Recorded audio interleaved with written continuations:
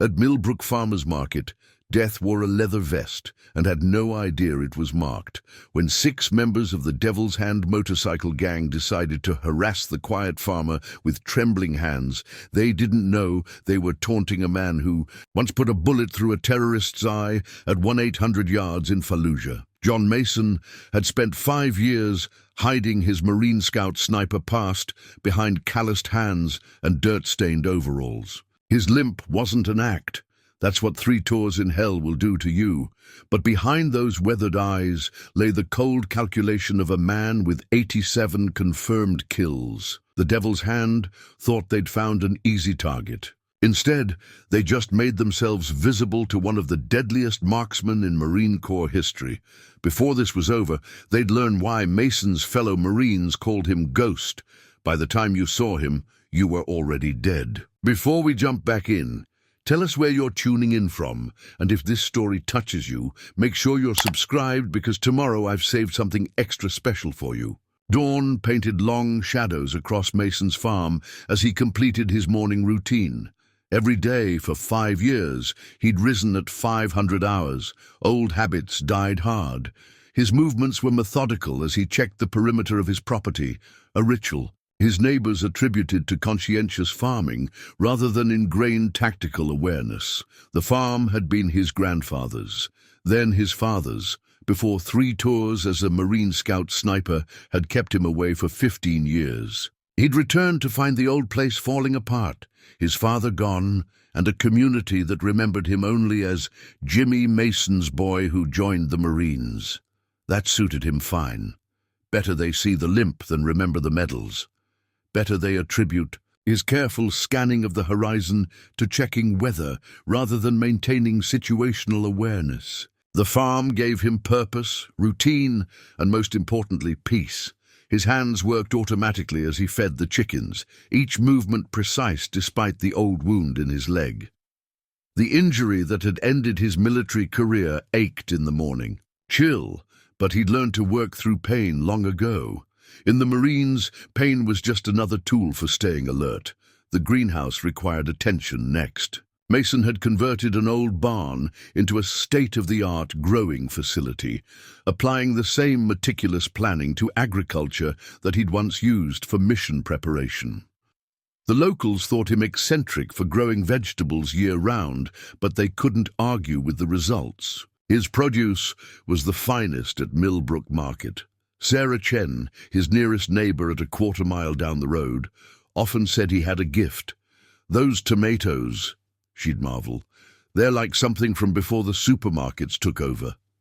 She didn't know that his success came from the same attention to detail that had once made him one of the most lethal snipers in Marine Corps history.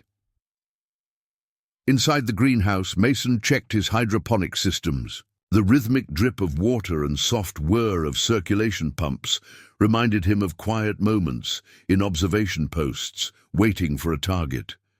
He'd replaced bullets with beans, scopes with seed trays, but the core principles remained the same. Patience, precision, and perfect timing.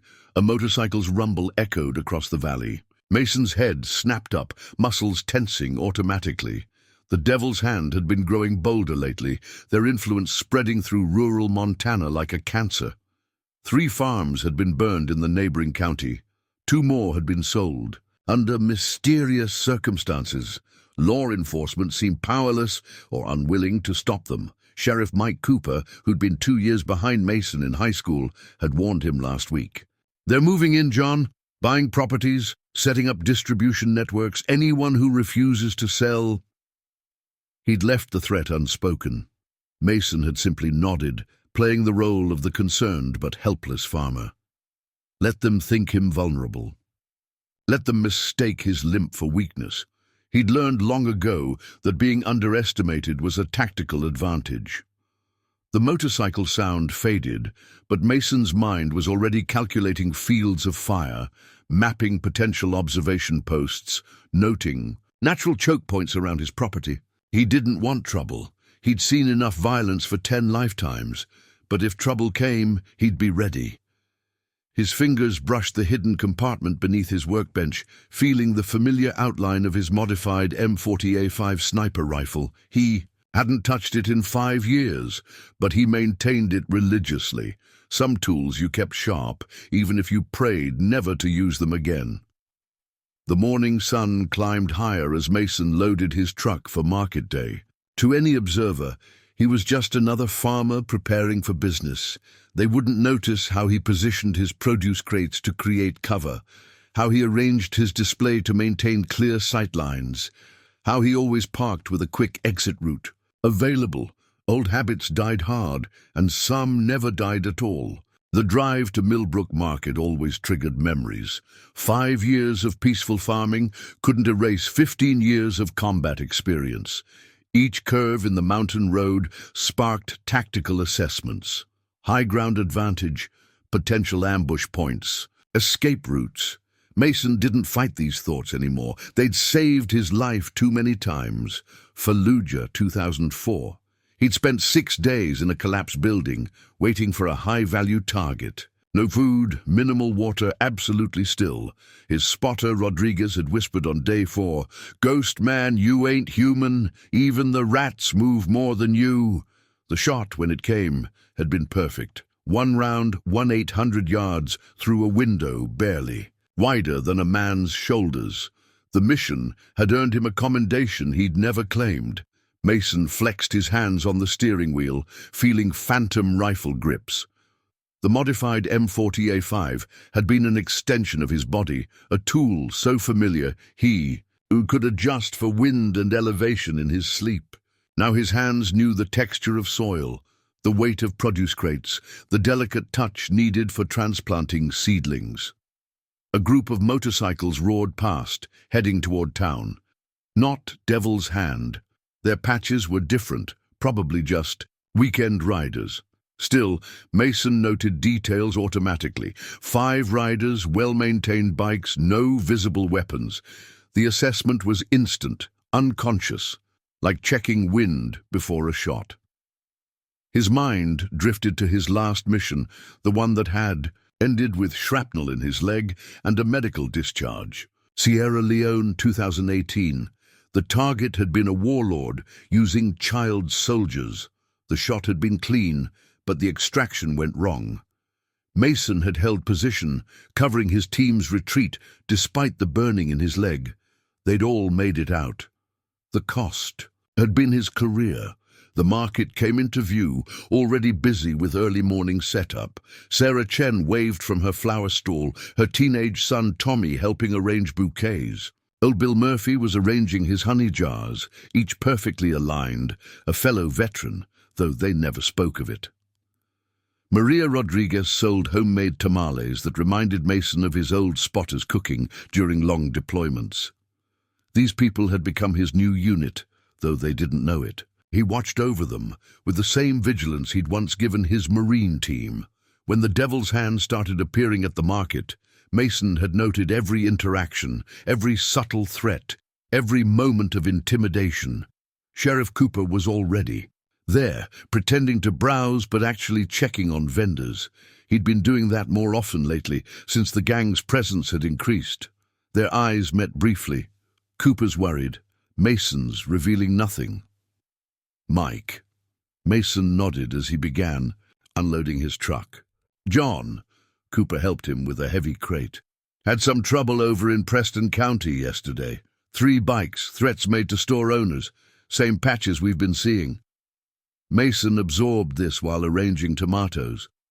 His hands moved automatically, but his mind was calculating territory expansion patterns, analyzing threat levels. The Devil's Hand was moving systematically, establishing control through fear and violence. Classic insurgency tactics. He'd seen it before in different wars. Careful, John," Cooper added quietly. "These aren't just thugs. They've got organization, backing. Word is they're connected to bigger operations out west." Mason smiled his farmer's smile, gentle and unassuming. Let them come, he thought. He'd faced worse odds in worse places. The market was his new observation post, his vendors the unit he'd sworn to protect. If the Devil's Hand wanted to bring war to Millbrook, they'd learn why Marine Scout snipers were the deadliest hunters in any territory. The morning sun climbed higher, burning off the mountain mist. Market day was beginning, and John Mason settled into his role, just another farmer, nothing to see, but his eyes never stopped scanning, his mind never stopped planning, and beneath his calm exterior, the ghost was already preparing for battle. The Devil's Hand announced their arrival at Millbrook Market with the synchronized roar of 6 Harley-Davidsons.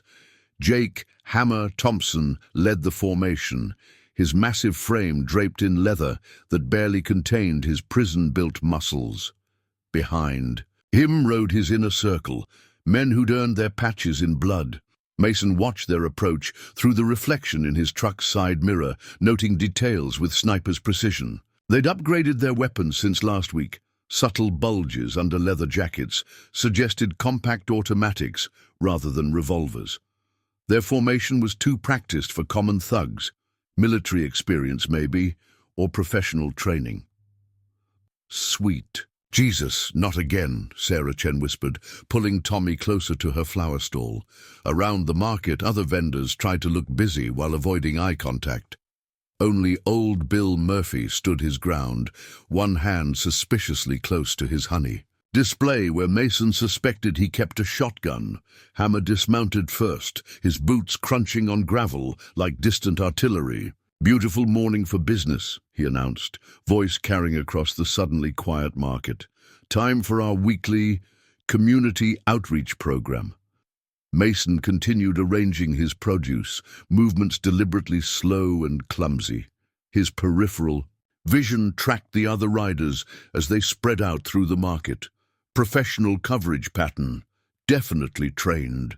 2 men by the main entrance, 2 circling the perimeter, 1 watching the parking lot. "Mr. Chen's Grocery paid their community support fee yesterday," Hammer continued, stopping at Sarah's stall.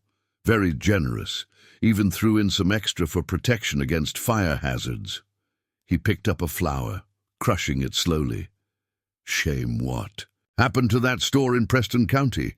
Electrical problems can be so unpredictable." Mason's hand stilled momentarily on a tomato. Preston County hadn't had an electrical fire. He'd heard Cooper's report, coordinated arson, 3 bikes, no witnesses.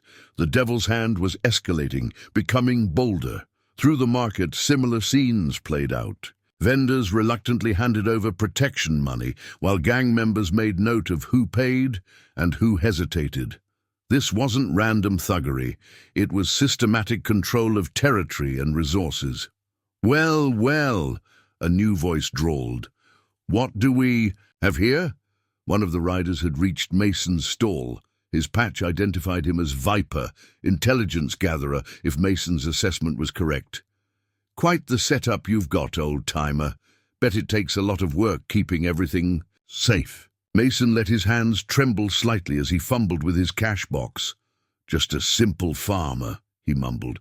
"Don't want any trouble." "Course not," Viper smiled, but his eyes were calculating. "Nobody wants trouble. That's why smart folks appreciate our community service." He leaned closer, voice dropping. "Heard you served too. Marines, wasn't it? Man like that should understand the importance of security." Mason's surprise was genuine. They'd done research. Sloppy technique, revealing intelligence like that. But it confirmed his suspicions. The Devil's Hand was more than a typical motorcycle gang.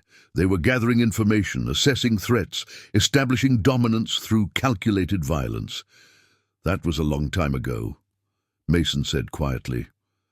"Just want to tend my farm now." "Smart man," Viper straightened, dropping his protection payment into a saddlebag. "Keep it that way." As the gang mounted up and roared away, Mason noted their departure formation, their radio communications, the way they maintained coverage. Until the last rider cleared the market. Not thugs, soldiers. Someone had trained them, organized them, turned them into an efficient fighting force. The market slowly returned to life, but the fear remained. Mason caught Cooper's eye across the lot. The sheriff nodded grimly. He'd seen it too. The devil's hand was preparing for something bigger. Mason began repacking his truck, mind already formulating plans.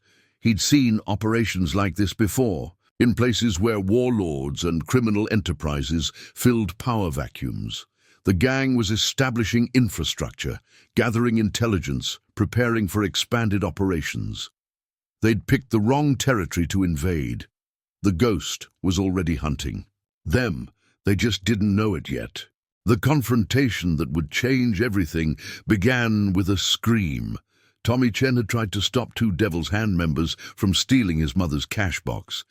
Now the 16-year-old was on his knees, arm twisted behind his back, while Sarah pleaded for mercy. Mason's world narrowed to tactical assessment. 2 targets at the flower stall, 3 more by the market entrance. Hammer watching from his bike, hand resting on his concealed weapon. Multiple civilians in the kill zone. Situation deteriorating rapidly. "Please," Sarah begged. "He's just a boy. We'll pay double next week." "Boy needs to learn respect," growled the biker, holding Tommy. "Looks like we need to make an example." Mason set down his tomato with deliberate slowness. Time compressed, like it used to in the scope, everything becoming crystalline in its clarity. Range to primary target, 12 yards. Wind negligible.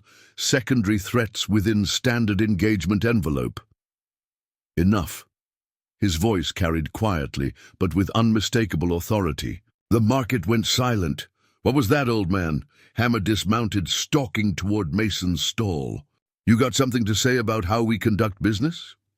Mason stepped out from behind his display, allowing his limp to show prominently. Let them focus on the weakness. Let them underestimate. The boy apologized. "Take your money and go." Laughter rippled through the gang members. Hammer grinned, moving closer. "Well, look who found his backbone. Our crippled farmer's gonna tell the Devil's Hand how to handle discipline." Mason noted the gang leader's position, his weapon placement, his stance. Military background confirmed, likely army from the way he moved, trained but overconfident, fatal mistake in any combat situation. "Last chance," Mason said quietly. "Leave the boy alone." Hammer's hand dropped to his gun. "Or what, old-timer? You gonna throw tomatoes at us?" The next 3 seconds demonstrated why John Mason had been the most lethal sniper in Marine Corps history. His cane swung up, catching Hammer's gun hand before it cleared leather. His other hand grabbed the gang leader's throat, fingers finding pressure points with surgical precision. As Hammer dropped, Mason used the momentum to spin him into a human shield. The other gang members reached for weapons, but Mason was already moving. His injured leg didn't slow him as he flowed through combat forms, drilled into muscle memory through thousands of repetitions. The cane became a weapon, striking with sniper's accuracy at joints and nerve clusters. 4 seconds. 3 bikers down, groaning with dislocated shoulders and crushed knees. The 2 by Tommy released him, backing away in shock. Hammer struggled weakly in Mason's hold, consciousness fading from the precise pressure on his carotid artery. "Listen carefully," Mason told the conscious gang members, his voice still quiet, but carrying the authority of a Marine Corps instructor. "The boy is off limits. The market is off limits. If I see Devil's Hand patches here again, we'll have a different kind of conversation." He released Hammer, letting the gang leader crumple to the ground.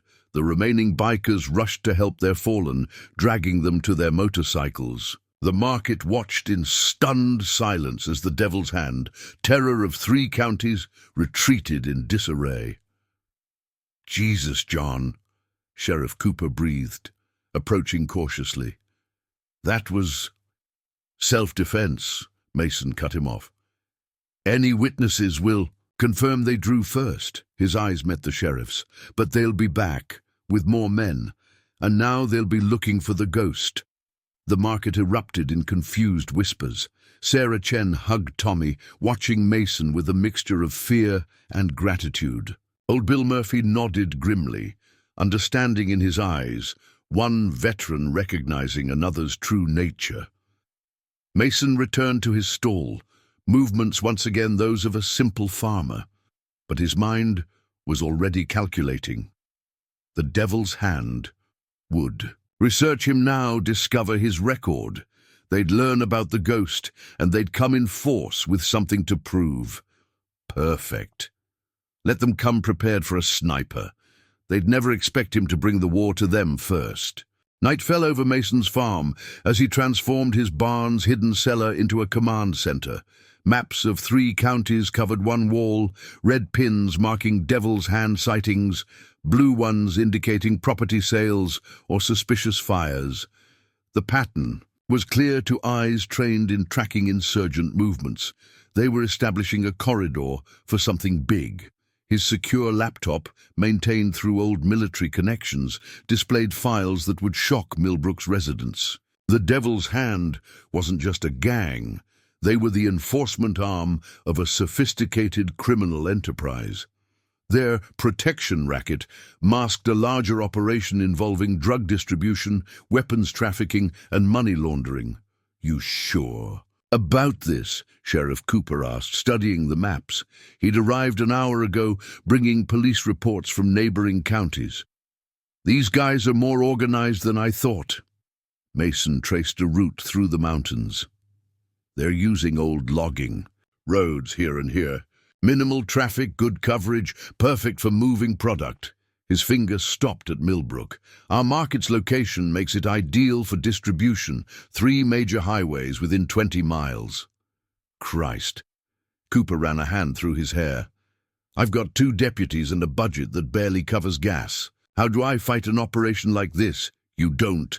Mason opened a hidden gun safe, revealing his modified M40A5 sniper rifle. "But I will." "John," Cooper started, but Mason cut him off. "Already started. That scene at the market wasn't just about Tommy. I needed to see their reactions, assess their training." He began cleaning the rifle with practiced efficiency. "Their weapons are military grade. Their tactics show professional training. Someone's backing them with serious resources." Mason's laptop pinged, another piece of intelligence from his network of contacts. "Look at this. 3 of their lieutenants, including Hammer, served in the same army unit. Discharged 4 years ago after misconduct allegations disappeared. Mysteriously." "How did you get this information?" Cooper asked, then raised his hands. "Never mind, I don't want to know." "Better you don't." Mason assembled a spotting scope, checking its calibration. "But here's what you need to know. They'll retaliate for the market incident. Hard. They have to maintain credibility, but first they'll investigate me." He pulled up another file. "They'll find my official record, decorated Marine, Scout Sniper, honorable discharge due to injury. What they won't find is what came after. The classified missions, the real reason they called me Ghost." Cooper absorbed this, decades of friendship warring with his duty as sheriff. "What's your play?" Phase 1. Reconnaissance.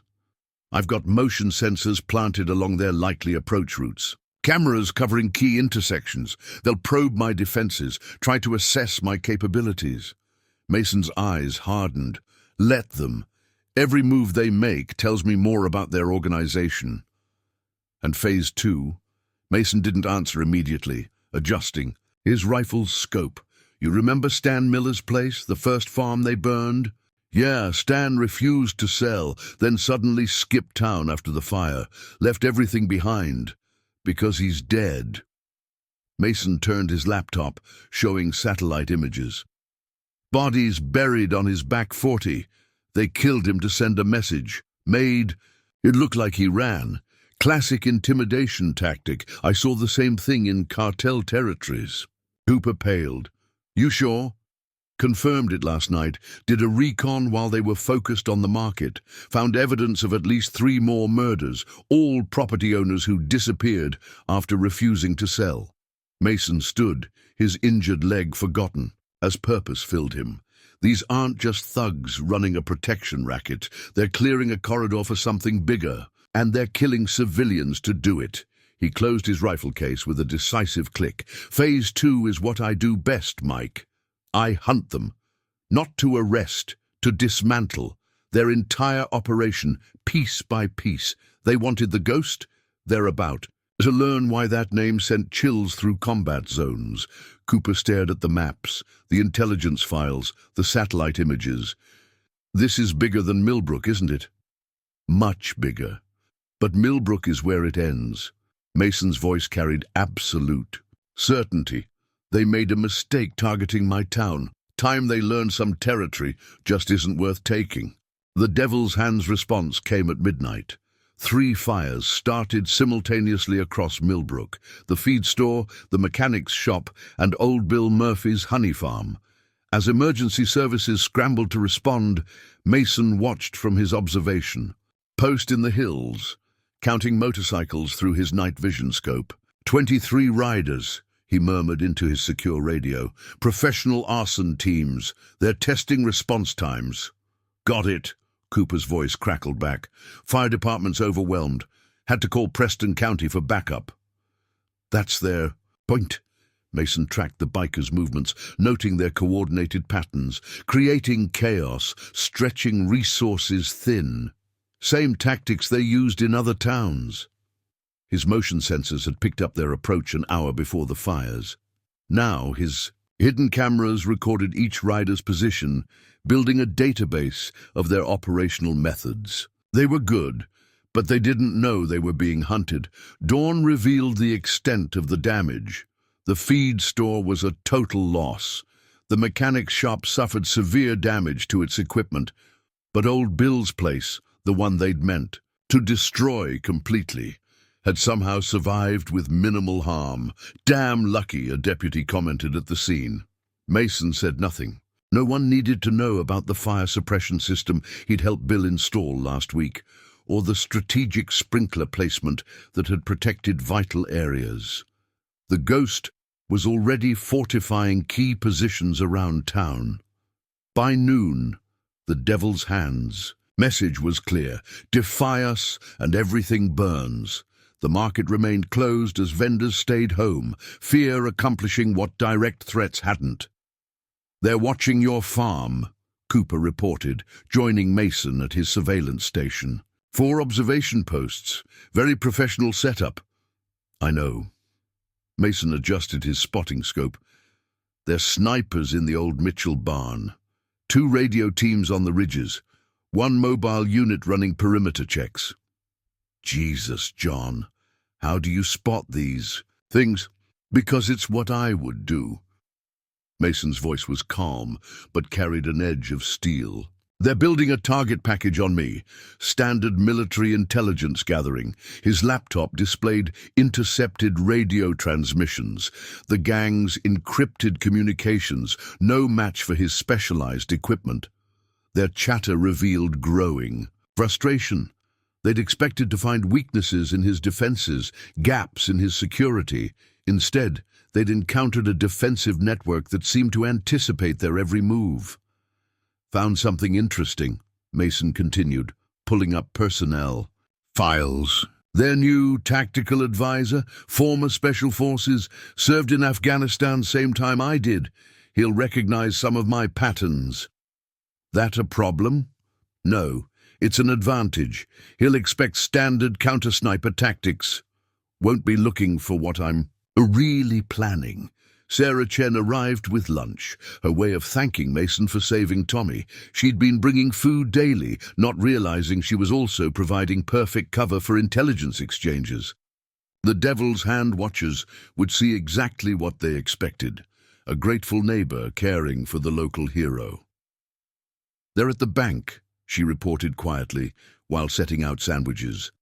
3 of them. Talking to the manager about property loans. Mason nodded. The gang was moving to their next phase, legitimate business infiltration. They'd use the bank to pressure more property owners, expanding their control through financial manipulation.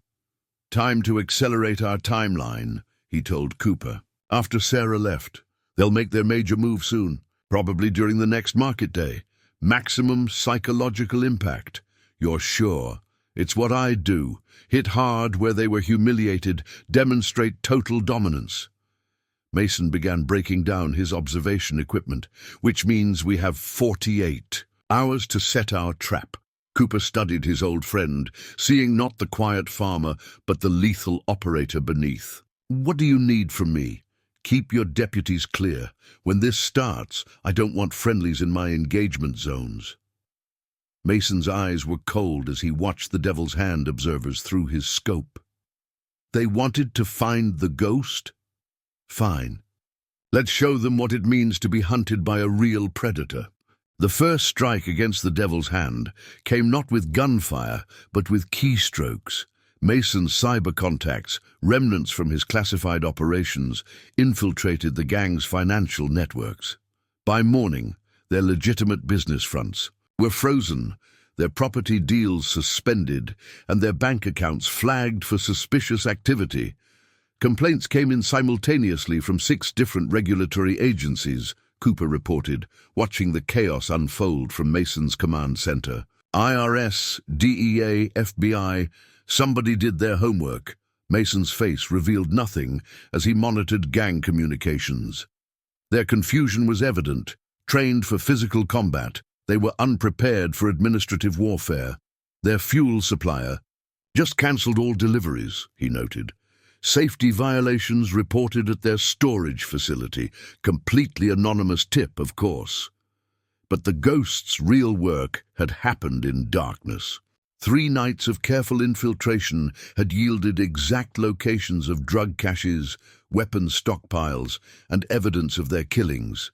Each site now had microscopic transmitters hidden in the walls, allowing Mason to track every movement. Hammer's response was predictable: increased intimidation. Gang members appeared at local businesses, threatening retaliation, but Mason had prepared for this too. Interesting thing about modern surveillance equipment, he told Cooper, displaying video feeds. When it's properly placed, it captures everything, including threats, extortion attempts, weapons violations, which accidentally end up in law enforcement databases, Cooper finished, understanding dawning, making it impossible for friendly judges to dismiss charges. Mason's laptop pinged, another piece falling into place. Their weapons supplier just got raided by ATF. Complete coincidence, I'm sure. And their backup supplier seems to have lost their firearms license due to paperwork irregularities. The Devil's Hand's frustration boiled over at noon. 30 riders roared into Millbrook, intent on reminding everyone who controlled the territory. They found empty streets, not from fear, but because Mason had quietly warned every business. Owner to close for maintenance, like ghosts ourselves, old Bill Murphy had said, understanding the strategy. Can't intimidate what they can't find. The gang's radio chatter became increasingly agitated. Their complex operation was unraveling thread by thread, attacked by unseen forces on multiple fronts. Each attempt to reassert control only generated more evidence against them. They'll figure it out soon, Mason told Cooper as they watched Hammer lead another frustrated patrol through town. This isn't random bad luck. They're being systematically dismantled. Then what? Then they do what cornered animals always do, lash out violently, probably at the market. It's where they were publicly humiliated, and it's critical to their distribution network. Mason's prediction proved accurate sooner than expected. By sunset, intelligence indicated the Devil's Hand was mobilizing everything they had. Nearly 50 riders, including members called in from other territories, all converging on their main compound. Jesus, Cooper breathed, watching the satellite feeds. That's more firepower than 3 counties' police forces combined. Good. Mason's voice was cold as he began assembling his sniper rifle. Means they're scared, means they'll make mistakes. This was your plan all along, wasn't it? Push them until they mass their forces in one place. Mason nodded, checking his ammunition. Harder to hunt them in small groups, better to let them gather. A force that size needs preparation, coordination, gives me time to set the battlefield. Time to call in the state police, Cooper suggested. Get some real backup. No. Mason's eyes never left his scope as he made minute adjustments. They'd Just create collateral damage. This needs to be surgical, precise. He looked up finally, and Cooper saw not his old friend, but the deadly operative the Marines had created. They wanted to find the ghost? Fine. Let's show them what it means. When a sniper decides to come out of retirement. Mason transformed his barn into a covert training facility after dark. Old Bill Murphy, Tommy Chen, and 3 other carefully selected townspeople gathered around a tactical map of Millbrook.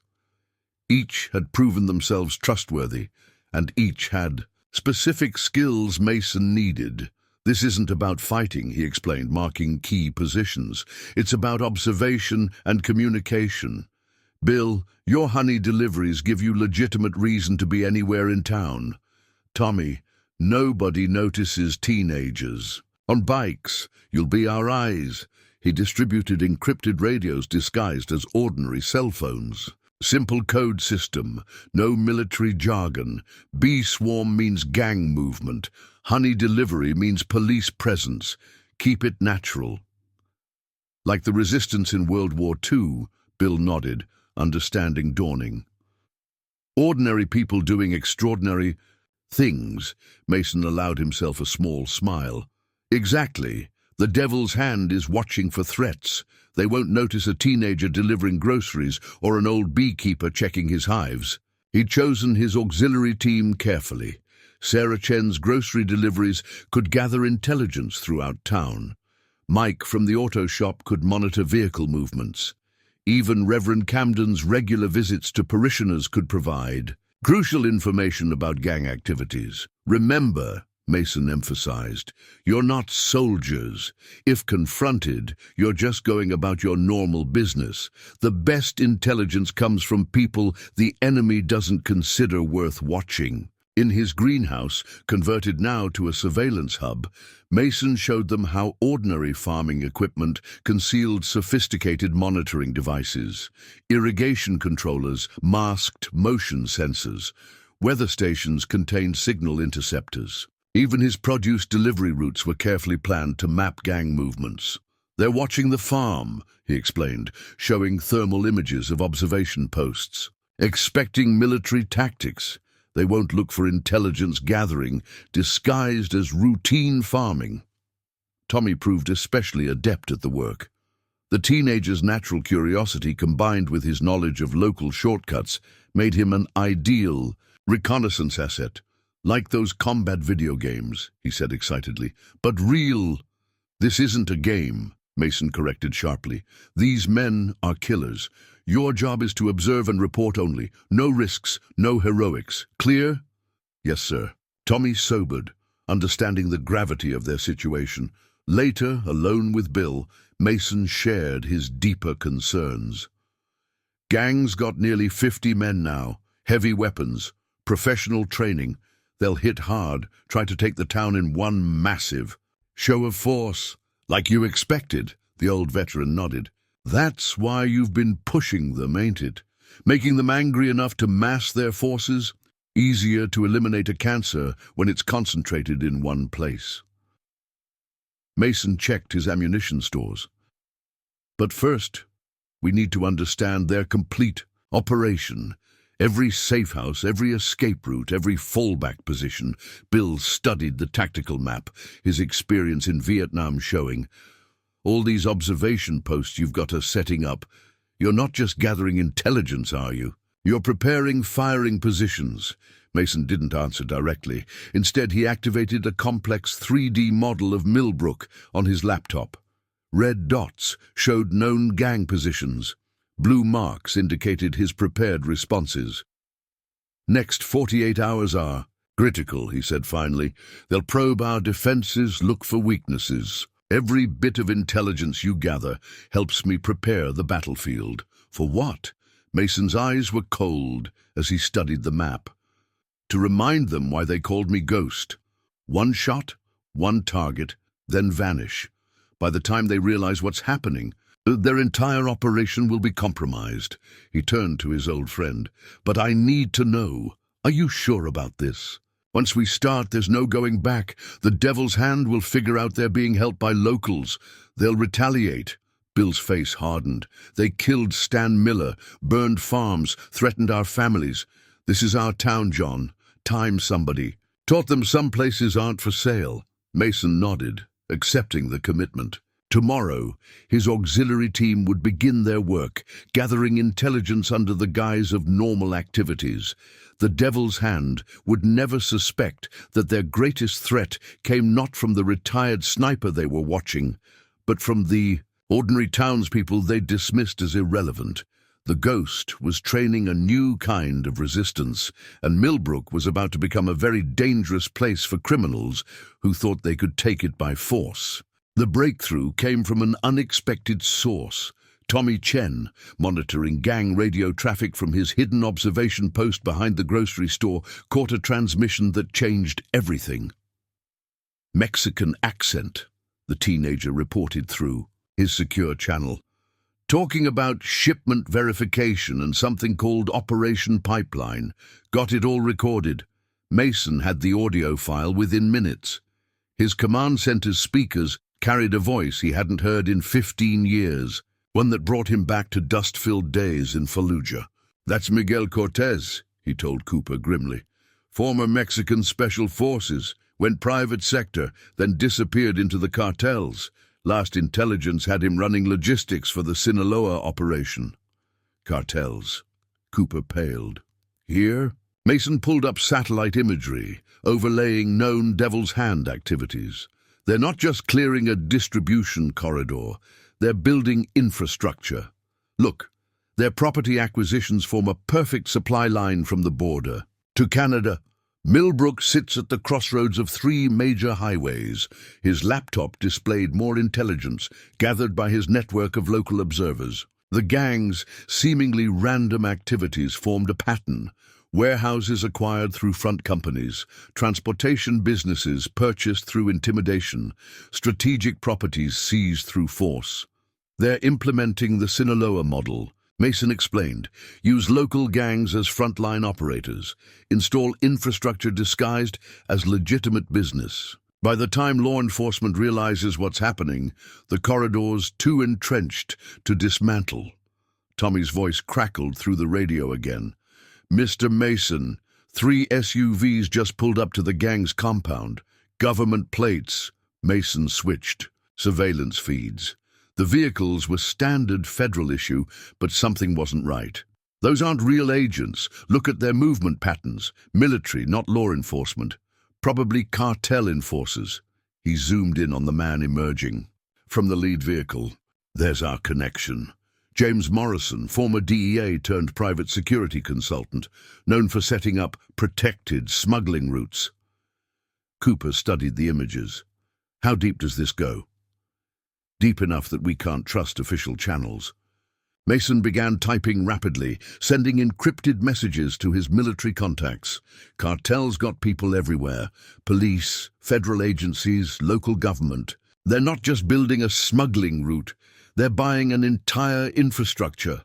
His surveillance network was revealing more by the minute. The Devil's Hand wasn't just muscle. They were advanced troops, preparing the ground for a major cartel expansion. Each burned farm, each threatened business, each corrupted official was part of a larger strategy. "This explains their response to you," Cooper realized.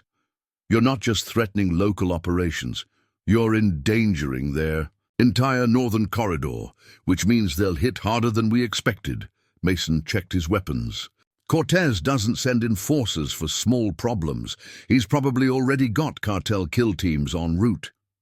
As if confirming his words, new intelligence began flowing in from his auxiliary team. Sarah Chen reported strange men checking into the motel. Bill Murphy spotted vehicles with Mexican plates conducting reconnaissance. Mike at the auto shop noted unusual requests for specialized vehicle modifications. "They're preparing for war," Mason concluded. "Not just gang violence, professional military action. The Devil's Hand was bad enough. Now we're facing cartel special forces." Cooper reached for his phone. "I'm calling state police." "No." Mason's voice was firm. "We don't know who's compromised. Call in official help and we'll likely find ourselves facing both the cartel and corrupt law enforcement. Then what's the play? Mason's fingers moved across his laptop, sending coded messages to trusted contacts. We use their size against them. An operation this big has multiple vulnerable points. Hit them right, the whole thing collapses. He pulled up detailed files on Cortez and his operation. The Ghost doesn't just eliminate targets. He creates chaos in enemy command structures. By the time they realize what's happening, their own security protocols will have them paralyzed. You're going to take on the entire cartel? Cooper asked incredulously. No. Mason's eyes were cold as he studied the intelligence. I'm going to make them take themselves down. Sometimes the best weapon isn't a bullet. It's carefully applied information in the right places. The pieces were in place. The cartel had spent years building their secret corridor, using the Devil's Hand as their pawns. Now they'd made a fatal mistake. They'd threatened a town protected by someone who specialized in dismantling organizations much larger than theirs. The Ghost was going hunting, and his quarry had no idea they were already in his crosshairs. The betrayal revealed itself through a simple discrepancy. Mason was reviewing surveillance footage when he noticed it. Deputy Roberts' patrol route consistently left a 3-minute gap in coverage of the North Road. Not random, but precisely. Timed to allow vehicles to pass unobserved. Play it again, Cooper ordered, watching the footage in Mason's command center. His face hardened as the pattern became clear. Son of a bitch. He's been with them from the start. Mason pulled up more data, pieces clicking into place. Not just him. Look at these bank records. Judge Harrison's been approving property transfers to cartel-front companies. Building Inspector Thomas expedited permits for their warehouses. Even Mayor Collins, half the town leadership, Cooper whispered. How deep does this go? Deep enough to explain why your investigations kept hitting dead ends. Mason's voice was cold. They've been here for years, quietly positioning people in key roles. The Devil's Hand's arrival wasn't the beginning. It was just the final phase. His computer pinged with new intelligence. Tommy Chen's voice crackled through the radio. Mr. Mason, Deputy Roberts just met with someone behind the old mill. Handed over what looked like documents. Good work. Stay clear. Maintain observation only. Mason switched feeds, tracking Roberts' movements. The deputy's next stop confirmed everything. A meeting with Morrison, the cartel's infrastructure specialist. Cooper slumped in his chair. We've been compromised. Everything we've planned, every countermeasure, they know it all, Mason finished. Which means we've got hours at most before they move. Roberts knows our patrol patterns, defensive positions, emergency response. Protocols. As if confirming his words, alarms began triggering across his surveillance network, multiple vehicles entering town from different directions. Police frequencies suddenly going dead. Power fluctuations at key infrastructure points. They're isolating us, Mason observed clinically. Cutting communications, controlling access points, standard protocol for a cleansing operation. A what? Cartel. Tactic. Remove all potential resistance in one coordinated strike. They'll hit anyone who might pose a threat, law enforcement, business owners, civilian observers, make it look like gang violence gone wrong. Cooper reached for his phone, then stopped. Can't trust my own deputies. Jesus, John, what do we do? Mason was already moving, accessing hidden weapons caches. Activate the backup plan. Get our trusted people to the fallback positions. The cartel thinks they know our preparations. Time to show them what a ghost's real contingencies look like. Sarah Chen's voice came through the emergency channel. Armed men at the grocery store. They're taking my father. Deputy Roberts is with them. Similar reports began flowing in. Throughout Millbrook, cartel teams were moving with precision, targeting Mason's auxiliary network. They knew exactly who to hit, thanks to Roberts's intelligence. They're using our own operational security against us, Mason noted grimly. Anyone who helped us is now a target. This was their plan all along, Cooper realized. The Devil's Hand, the intimidation. It was all cover for a complete takeover of the region's infrastructure, and now they're eliminating witnesses. Mason's fingers flew across his keyboard, sending coded messages to his military contacts. But he knew help wouldn't arrive in time. The cartel had chosen their moment perfectly. Options? Cooper asked. Mason checked his weapons with mechanical precision. Can't fight them directly. They've got too many assets in place. Can't call. Yun for help. They control communications. Can't evacuate. They've got the roads blocked. So we're trapped. No. Mason's eyes held the cold focus that had made him legendary in combat zones. They think they've trapped us, but they've actually done exactly what I needed. Concentrated all their corrupt assets in one place at one time. He activated a hidden program on his laptop. Suddenly, encrypted data began flowing to multiple federal agencies simultaneously. Evidence of corruption, cartel connections, money trails, everything he'd been quietly gathering. That's your grand plan, documents? Mason checked his sniper rifle with practiced efficiency. Phase 1. While they're scrambling to contain the intelligence breach, we implement Phase 2. Which is? We remind them why smart people are afraid. Of ghosts, Mason's voice carried absolute certainty. They wanted to eliminate witnesses. Fine, let's show them what happens when you corner someone who specializes in eliminating entire command structures. Through his surveillance feeds, Mason watched cartel teams continue their systematic occupation of Millbrook. They moved with professional precision, confident in their superior numbers and intelligence. Perfect. They were looking for a sniper preparing to fight back. They'd never expect him to bring the war to them first. Mason's counteroffensive began not with violence, but with silence. At precisely 2100 hours, every surveillance camera in Millbrook went dark. Police radios crackled with static. Cell service disappeared. The cartel's command and control structure suddenly found itself blind. They'll think their jamming equipment is working, Mason explained, monitoring reactions from his backup systems. That we're scrambling to restore communications. But really? Cooper asked, watching multiple screens showing cartel teams searching the darkness. Really, they're now operating on a network I control completely. Every transmission, every coordinate, every order, I see it all. Mason's fingers moved across his keyboard, and now we start feeding them ghosts.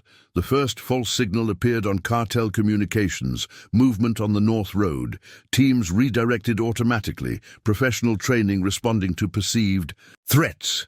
They found nothing. Chasing shadows, Mason commented, standard counter-sniper protocol. They think I'm mobile, trying to escape their net.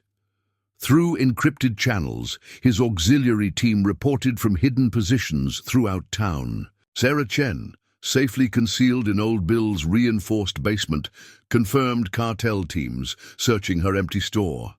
Tommy, watching from a pre-prepared observation post, noted their increasing frustration. They're splitting up, the teenager reported. Smaller teams trying to cover more ground. Good. Mason checked his weapon. Phase 1 complete. They're scattered, communications compromised, command structure destabilizing. Time for Phase 2. Deputy Roberts' voice crackled through the cartel's network, which Mason now controlled. Movement at the lumber mill. Looks like our target. Mason allowed himself a cold smile. The lumber mill had been prepared days ago. Subtle signs of occupation, carefully staged evidence of recent activity. The cartel teams responded exactly as their training dictated, converging on the location in textbook search patterns. They found an empty building and a single playing card left on a table, the ace of spades, a sniper's calling card. You're playing with them, Cooper realized. I'm educating them. Mason switched feeds, watching other teams react, teaching them why you don't hunt a ghost on his own territory. The next hour demonstrated why Mason had earned his reputation. Cartel teams reported contact in multiple locations, each sighting leading them into carefully prepared kill zones. No shots fired. Yet, just the growing awareness that they were being hunted by someone who could predict their every move. "Status report," Morrison's voice demanded over their compromised network. The cartel commander was losing patience. "Targets, moving between sectors," Roberts responded. "We've got him pinned in the industrial district." Mason keyed his microphone, allowing his voice to transmit briefly on their frequency. "Do you now?" The effect was electric. Cartel teams realizing their communications were compromised, Roberts recognizing the voice coming through his supposedly secure radio. Morrison ordering an immediate switch to backup frequencies, which Mason had already. "Oh, compromised, Jesus," Cooper breathed. "You're not just fighting them, you're psychologically destroying them." "Rule 1 of ghost warfare," Mason replied, checking his rangefinder. "Fear is a weapon. Properly applied, it makes the enemy defeat themselves." His laptop displayed the cartel's deteriorating tactical situation. Teams bunching up for security, abandoning their careful coverage. Communications becoming erratic as they tried to determine which channels were secure. Command structure fragmenting as individual units began acting independently. "Time to move," Mason announced, shouldering his rifle. "They're primed." "For what?" "To learn what happens when you bring a corrupt deputy to a sniper fight." Mason's voice carried absolute certainty. "Roberts thinks he knows my capabilities from police records. Time to show him why some missions never made it into any official files." Through his thermal scope, Mason watched the cartel teams consolidating their positions, preparing for what they thought would be a final sweep of the town. They had the numbers, the weapons, and the tactical advantage. What they didn't know was that every defensive position they'd chosen had been prepared days ago. Every fallback point was pre-sighted. Every escape route was already compromised. The ghost was about to demonstrate why some legends are best left undisturbed. Mason transformed the old cannery into a forward operating base as midnight approached. The abandoned building offered perfect sightlines of the cartel's primary positions, its metal walls concealing his thermal signature. More importantly, it was the last place they'd expect him to be. "Multiple teams converging on the North Woods," Tommy reported, through secure channels from his hidden observation post. "They think they've found your trail, because that's exactly what I wanted them to think." Mason checked his ammunition loadout. Each round was hand-loaded, carefully crafted for maximum accuracy. "What about Roberts?" Coordinating from the police station. "He's got 4 men with him, heavy weapons." Cooper studied the tactical display. "They've got every exit covered, John. Even with your preparations, you're outnumbered 30-1. Numbers don't matter in ghost warfare." Mason's voice was calm, as he made final adjustments to his scope. "Fear does, uncertainty does, the knowledge that every shadow might hold death." His laptop showed the cartel's deteriorating command structure. Teams were bunching up, abandoning protocol in favor of mutual protection. Communications were fragmented, units refusing to share exact positions for fear of compromise. "Listen," Mason instructed his auxiliary team through encrypted channels. "Next phase is crucial. Sarah, trigger the charges at the lumber mill on my mark. Bill, be ready with the industrial lights. Tommy, when you see the signal, activate the recording." Each team member acknowledged. They'd rehearsed this, understanding their roles in what was to come. The cartel thought they were hunting a single sniper. They were about to face something far more sophisticated. "Running facial recognition on the new arrivals," Cooper reported, monitoring surveillance feeds. "These aren't just cartel soldiers. Former special forces, private military contractors. Morrison's called in some serious professionals." "Good." Mason checked his rangefinder. "Professionals follow patterns. Patterns can be predicted. Predicted behavior can be exploited." The thermal imaging showed cartel teams establishing textbook defensive positions around what they thought were likely sniper hides. Their tactics were solid, their coverage thorough. Any normal operator would be trapped. Time to educate them on the difference between hunting a sniper and hunting a ghost. Mason keyed his radio. "All units, initiate Phase 1. The response was precisely orchestrated. Multiple explosions rocked the lumber mill, drawing immediate attention. Industrial lights blazed to life at strategic points, destroying the team's night vision. Through their compromised communications, a dozen different recordings of Mason's voice played simultaneously. "Coming for you, Roberts." Chaos erupted as cartel teams responded to phantom threats. Their professional discipline began to crack as reports of contact came from multiple locations simultaneously. Morrison's voice crackled with growing frustration as he tried to coordinate. A response to an enemy that seemed to be everywhere and nowhere. "They're splitting up," Cooper observed, "just like you predicted. Fear makes people predictable." Mason shouldered his rifle. Even professionals, especially professionals, they know exactly what a skilled sniper can do. Their imagination becomes a weapon against them. Through his scope, he watched Roberts ordering more teams to search the North Woods. The corrupt deputy was revealing his own fear, burning resources on a wild goose chase rather than maintaining tactical discipline. "Sir," Tommy's voice carried urgent intelligence. "New vehicles approaching from the south. Looks like cartel reinforcements." "Not reinforcements," Mason corrected, recognizing the convoy's formation. "That's their command element. Morrison's superiors coming to take direct control of the operation." Cooper stared at the tactical display. "They're committing everything. This isn't just about silencing witnesses anymore. It's about pride. They can't let a single man humiliate their entire organization." "Exactly." Mason's smile was cold as he made final adjustments to his firing positions. "They're responding exactly as their training dictates, doing exactly what they should do when hunting a sniper.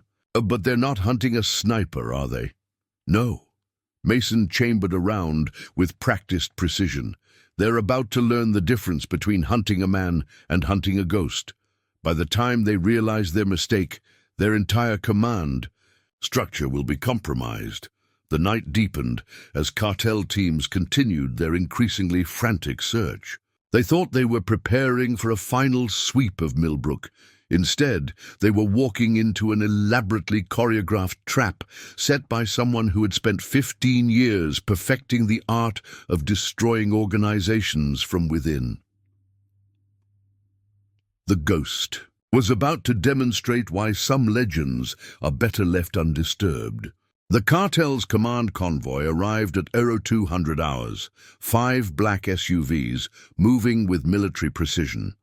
Through his thermal scope, Mason identified the passengers, Miguel Cortez himself, flanked by his elite security team. The cartel's leadership was committing everything to ending the ghost problem.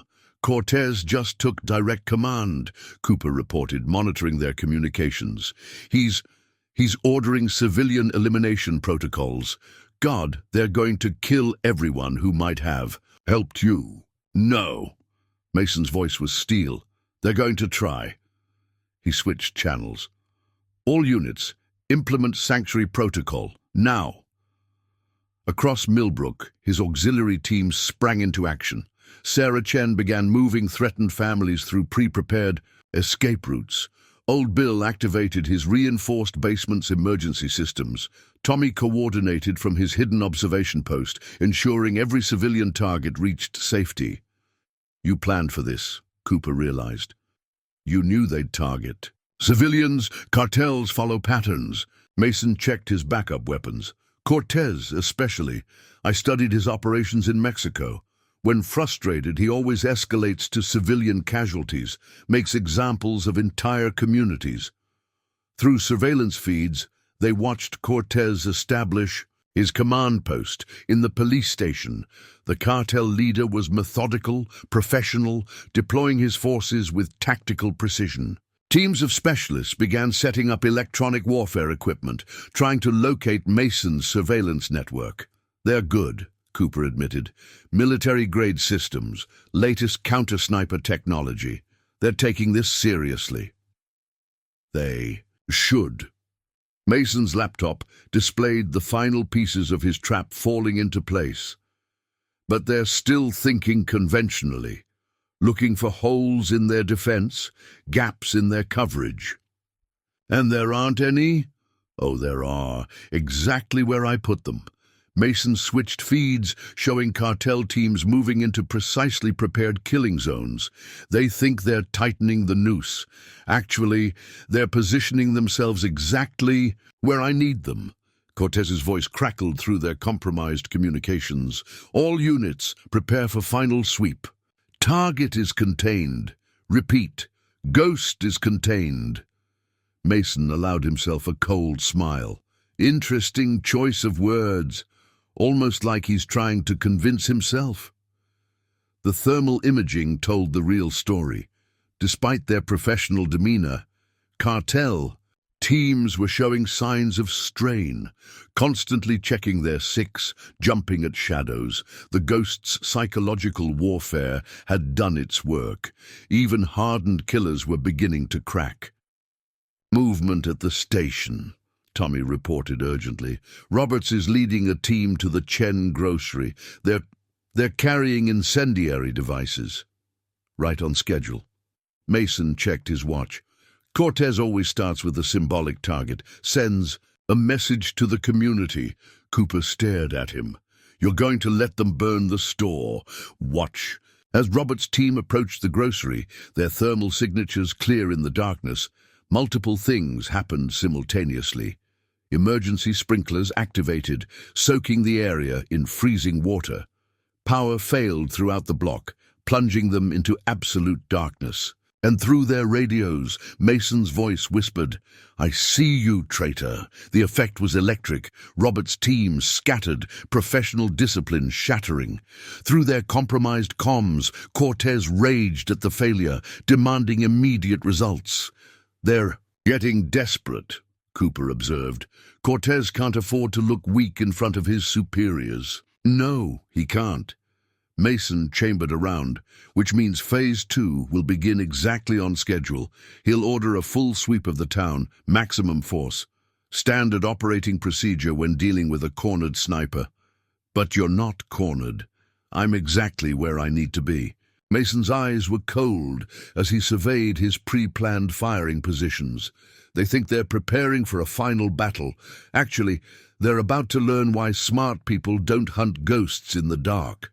Through his scope, he watched Cortez coordinating with his security teams, setting up for what they thought would be their final assault. Each unit moved with tactical precision, establishing textbook defensive positions. Perfect. They were preparing to fight a sniper. They had no idea they were actually facing something far more deadly, a ghost who had spent 15 years perfecting the art of destroying entire organizations from within. The calm before the storm settled over Millbrook as both sides made their final preparations, but only one side knew what was really about to happen. The first shot of the final battle wasn't fired by Mason. Instead, a single playing card, the ace of spades, fluttered down from somewhere above Cortez's command post. The cartel leader's security team immediately opened fire, spraying the darkness with automatic weapons. They hit nothing but shadows. Amateurs, Mason commented from his position 3 blocks away, burning through ammunition, revealing their positions, destroying their own night vision. Through his thermal scope, he watched the chaos unfold. Elite cartel shooters, spooked by a simple playing card, were now firing at every movement. Exactly as planned. All units maintain fire discipline. Cortez's voice crackled through their compromised communications. This is what he wants. Standard counter-sniper protocols. Mason's shot cut through the night, taking the radio from Cortez's hand with surgical precision. The message was clear. Your protocols mean nothing. Multiple contacts, security teams, began shouting, Northwest corner, east perimeter, rooftop level. Impossible, Cortez snarled. One man can't be in all those positions. Mason's voice whispered through their radios. Who said I was just one man? The effect was devastating. Cartel teams, already on edge, began reporting phantom contacts across Millbrook.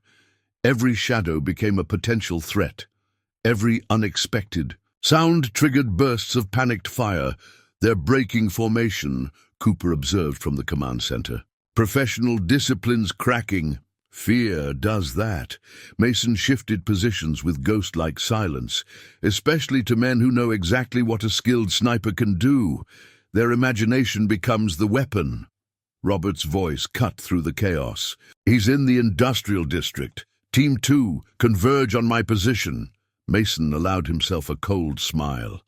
The corrupt deputy had taken the bait, leading his team directly into a prepared kill zone. Through thermal imaging, he watched them approach the old warehouse, weapons ready, moving in textbook search patterns.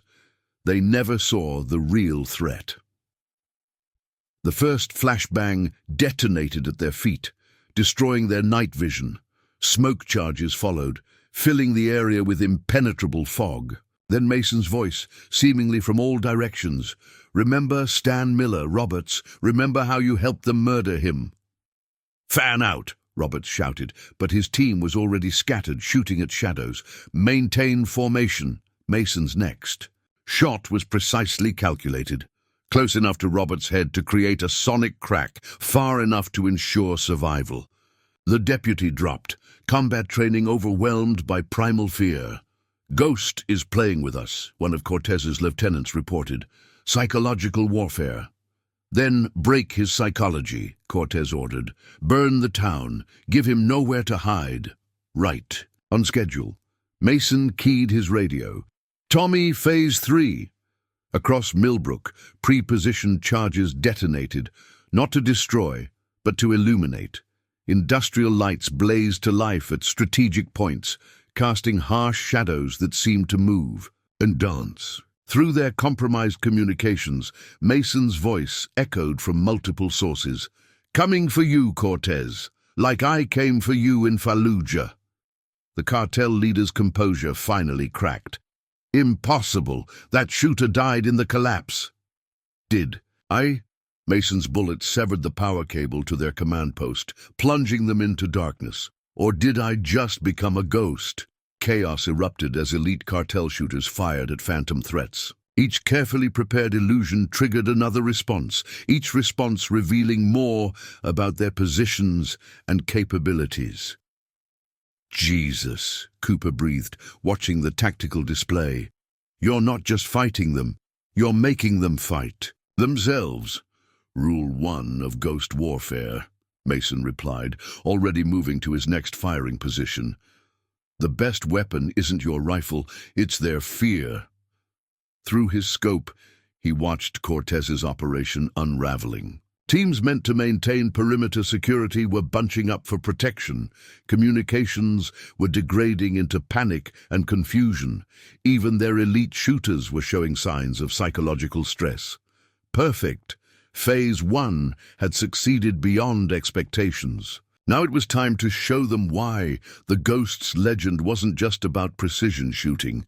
It was about systematically destroying an enemy's will to fight. The real battle was about to begin. Millbrook became a combat zone at precisely 300 hours, not through violence, but through absolute control. Mason's trap, laid over days of careful preparation, finally snapped shut. All communications compromised, Cooper reported from the command center. Their encrypted channels, backup frequencies, even satellite phones. They're all broadcasting on our network now. Mason's voice whispered through every cartel radio simultaneously. "Time to learn why they called me Ghost." His first shot neutralized Cortez's command vehicle. One round through the engine block, precisely placed to disable without explosion. The second shot took out their communications array. The third eliminated their satellite uplink in under 10 seconds. The cartel's entire command and control structure was blind, deaf, and isolated. "Impossible," Cortez raged. "No one can shoot that fast with that accuracy." Mason's reply came through their own radios. "Check your shooter stats from Fallujah, November 2004. Remember who held the record?" Through his thermal scope, Mason watched. The realization hit Cortez. The cartel leader finally understood exactly who he was facing and why his operation was already dead. "All units, fall back to defensive positions," Cortez ordered. But Mason had prepared for this too. Every fallback point they tried to reach was already compromised. Sniper fire herded them into prepared kill zones. Not to eliminate. That would be too quick. Each shot was calculated to wound, to disable, to create chaos and drain resources. "They're breaking," Tommy reported from his observation post. "Professional teams fragmenting into smaller groups." "Because they're starting to understand," Mason replied, already moving to his next firing position. "They're not hunting a sniper.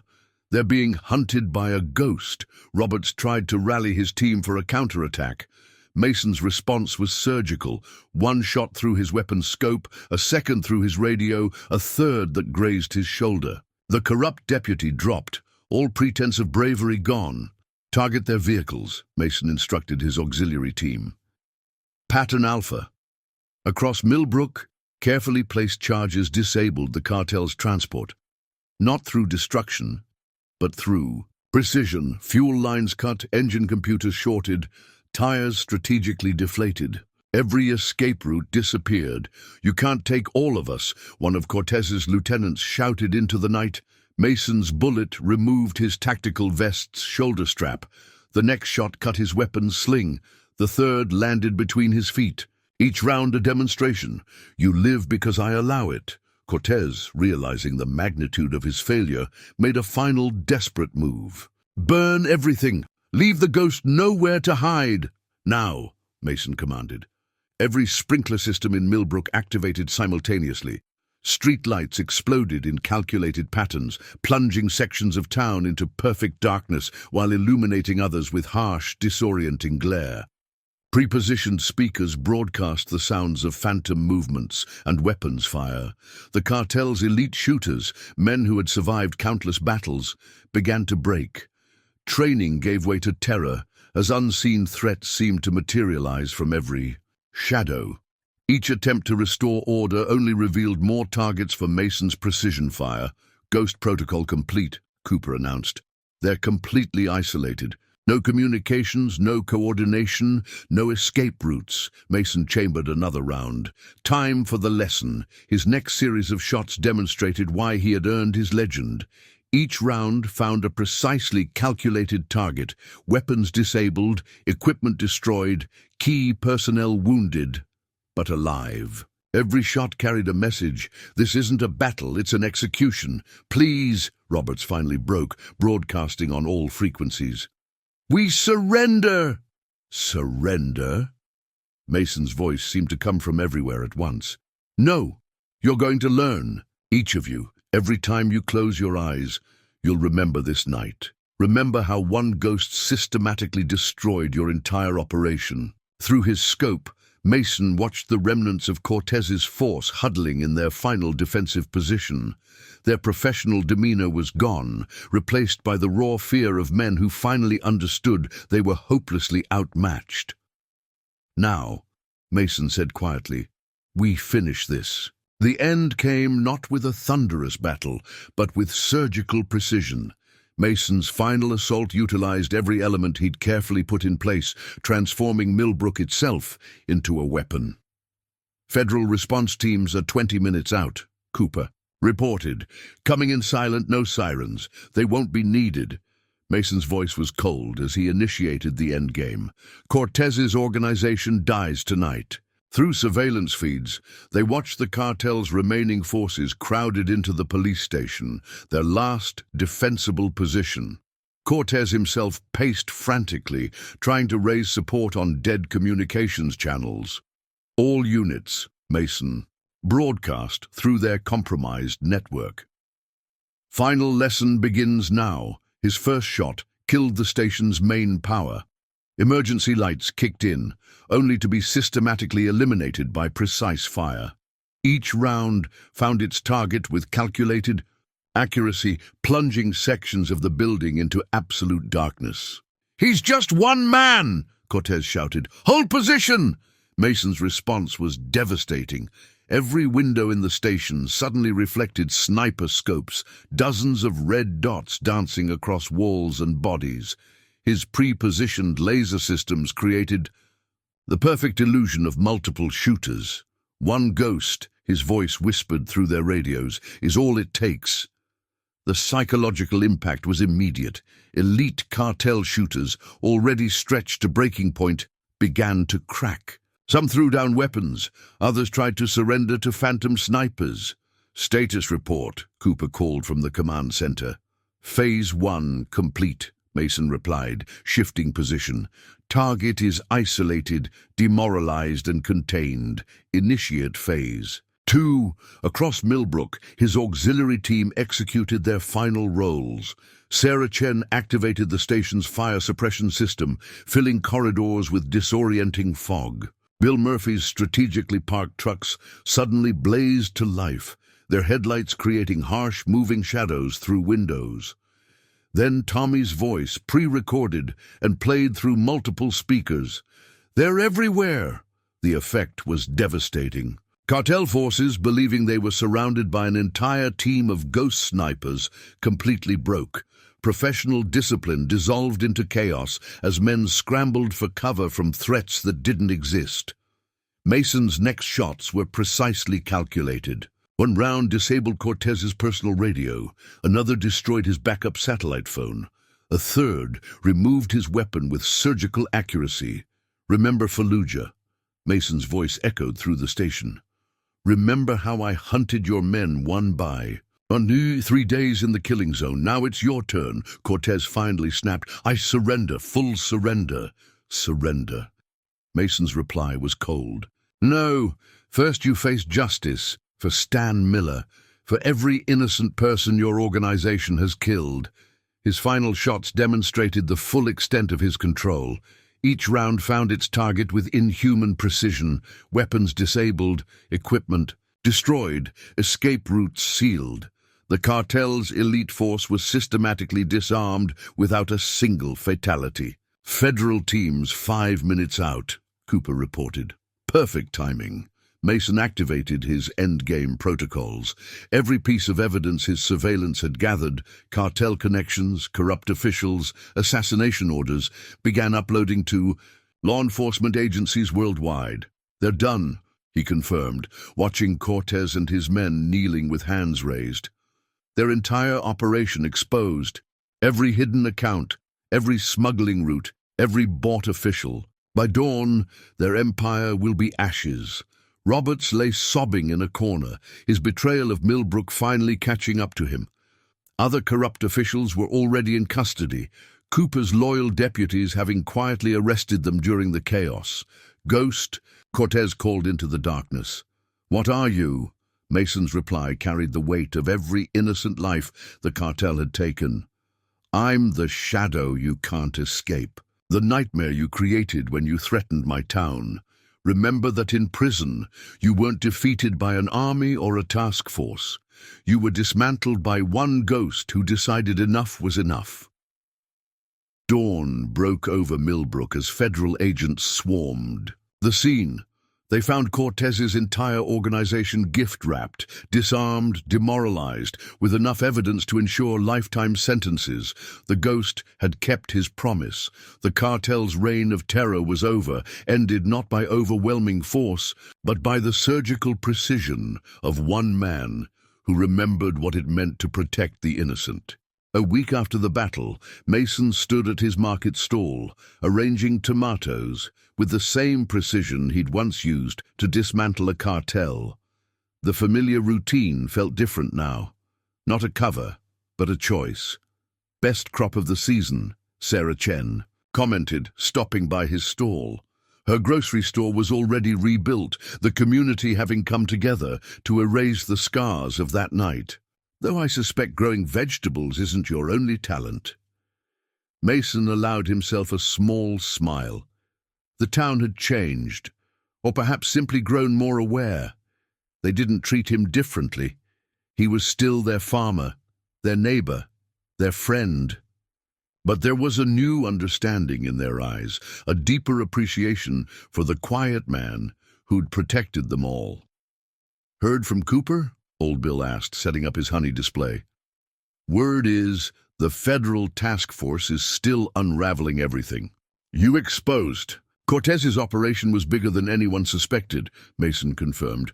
"Over 30 corrupt officials identified, dozens of smuggling routes shut down, the entire cartel infrastructure in 3 states dismantled. Tommy Chen rode past on his bike, now officially Cooper's youngest deputy in training. The teenager had proven himself during the crisis, showing the same courage and dedication that would make him an excellent law enforcement officer." "Sometimes I wonder," Sarah said quietly, "how many other towns have someone like you watching over them, a guardian they don't know about?" Mason thought about other operators he'd known, other ghosts who'd found their own communities to protect. "More than you'd think. Some battles are fought in silence. The market was busy now, life returning to normal. But it was a different normal, one where the community stood stronger, more united, more aware of both the darkness in the world and their own capacity to resist it." "Planning to stay?" Bill asked, though his tone suggested he already knew the answer. Mason surveyed his town, not his cover anymore, but his home. Here he'd found something worth protecting, worth fighting for. The ghost would always be part of him, but now it served a greater purpose. "Someone needs to grow tomatoes," he replied, his small smile saying everything else. The morning sun climbed higher over Millbrook, painting long shadows across the market square. In those shadows, a ghost still watched, still guarded, still stood ready. But in the light, John Mason tended his farm, served his community, and found the peace he'd earned. Sometimes the most effective weapon isn't a rifle or a tactic. Sometimes it's simply being there, standing between good people and those who would harm them. The ghost had become a guardian, and Millbrook slept safer knowing that some shadows protected the light.